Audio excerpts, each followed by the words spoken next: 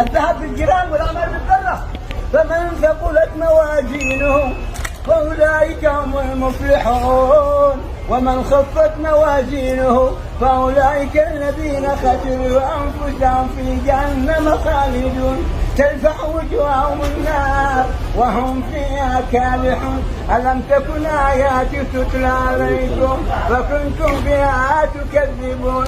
قد علينا شقوتنا وكنا قوما ضالين. قال النبي عليه الصلاة والسلام إن لجهنم 70,000 زمام، مع كل زمام 70,000 ملك يجرونها، والعياذ بالله. هذا كيف نقول إنما المؤمنون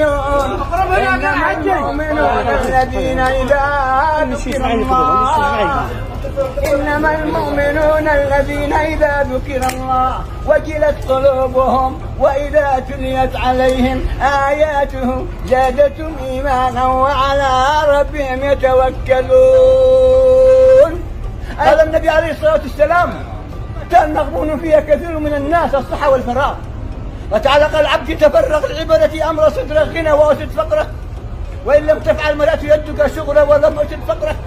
من أمسى وهمه الدنيا فرق الله شمله وجعل فقره بين عينيه، قال النبي عليه الصلاة والسلام.